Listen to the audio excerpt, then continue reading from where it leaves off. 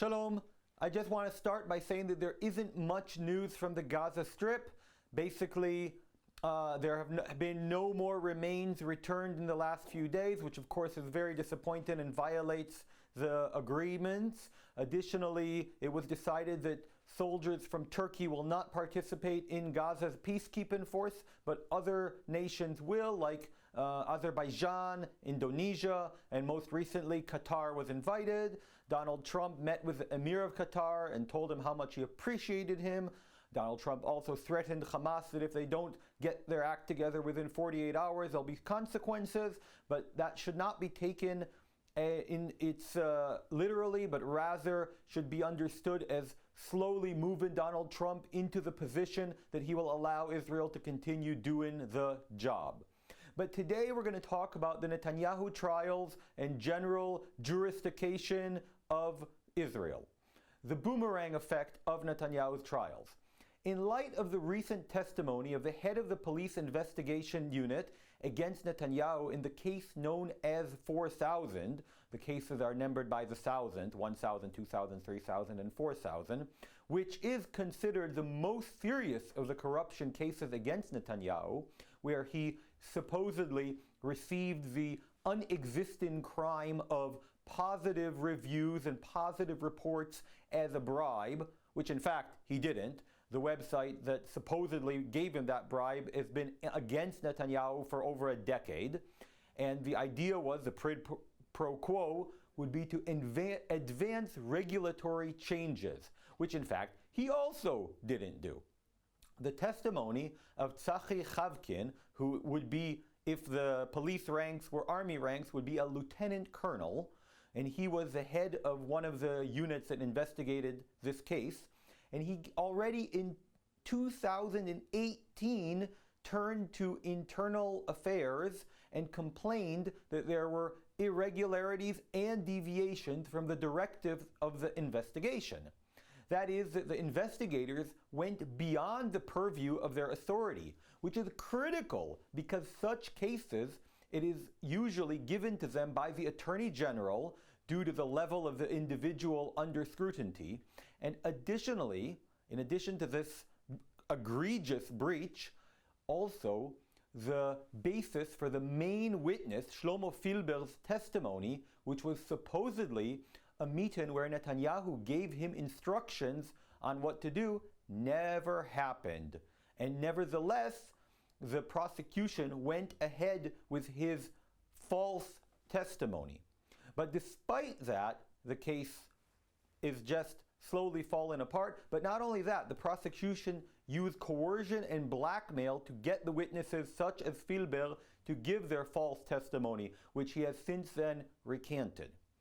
But even more distressing is that in 2018, he, Tzachi, the lieutenant colonel investigator, was told that he could not have whistleblower status in order to give his testimony. In other words, he was shut down.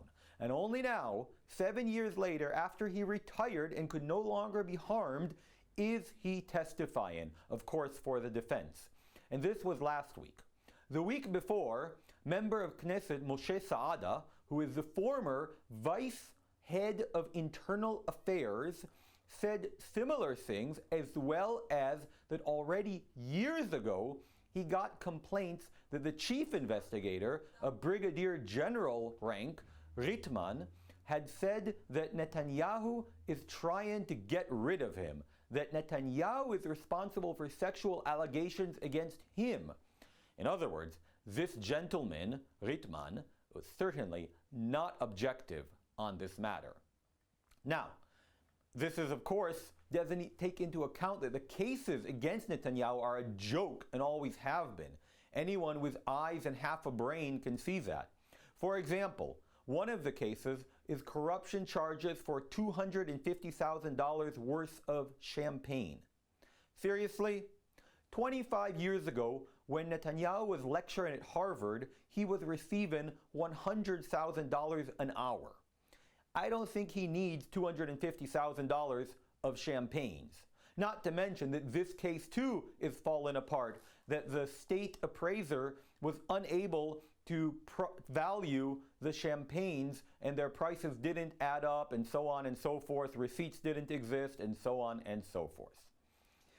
In the age of extreme political polarization, where ideology has become identity, legal warfare has emerged as the new weapon of political elites. We saw it in the United States against Donald Trump, in Brazil against Jair Bolsonaro, in France against Marine Le Pen, and in Israel against Benjamin Netanyahu. What has unfolded in Israel over the past few years is not the pursuit of justice, but a political manhunt. A sit-in prime minister, one of the most popular in Israel's history, was targeted through a set of manufactured charges designed to remove him from office. The prosecution relied on contradictory witnesses, faulty evidence, and manipulative interpretations of the law.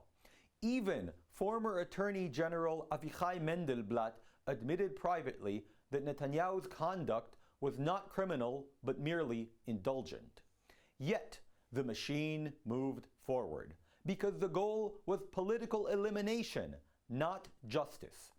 This crisis is not only an Israeli tragedy, it carries profound strategic consequences for the United States, whose economic and security interests in the region depend on a stable, democratic, and strong Israel.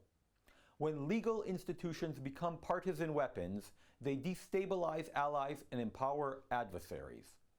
Just as Donald Trump sanctioned Brazil's Supreme Court Justice Alexandre de Moraes for weaponizing the judiciary, Washington must now consider similar steps towards Israel's prosecutional elite. Sanctions may be the only language that can restore the rule of law in Jerusalem. And that is why, when Donald Trump was visiting, the Israeli juristocracy was humiliated to dust. The Speaker of the Knesset did not invite its representative to the most impressive event ever held in Israel's Knesset, the historic speech of Donald Trump. Tickets sold out quickly.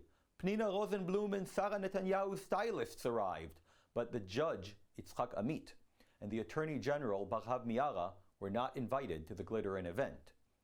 Amit was not invited because in the eyes of the people of Israel, he is not truly President of the Supreme Court.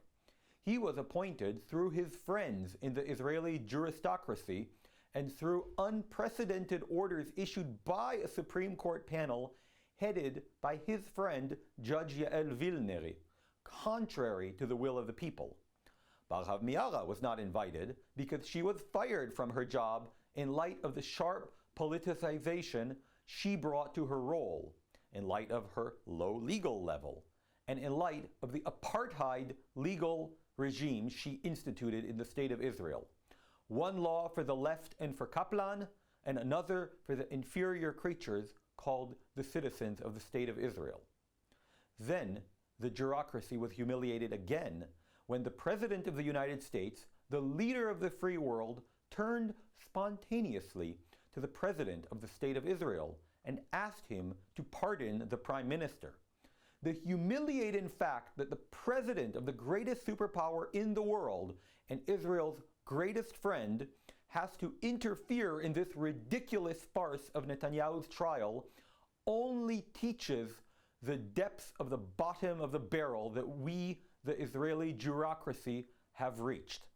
It's unbelievable that such historic moments as these wars, these 2 years of war against 8 fronts, the Prime Minister of Israel has to waste 8 hours a day, 3 days a week on testimonies in collapsing cases in which there is no bribery, that case at all, and that case 1000 is shattering to pieces after the failed testimony of the accountant who assessed the value of the cigars and champagnes.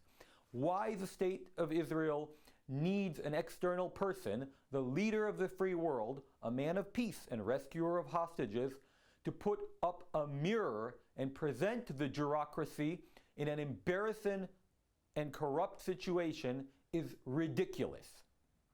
If the president of the state, Herzog, trembles before the media and the jurocracy, remember, President Herzog himself was accused of crimes related to financing of political parties and pled the fifth, so in other words, they have him by the family jewels, so to speak, and does not have the courage to do the right thing, and if Israel's crazed jurocracy continues to be arrogant, then King of the world, Donald Trump, who doesn't answer to anyone, especially not the pathetic Israeli jurocracy that thinks it's above him, may choose to act.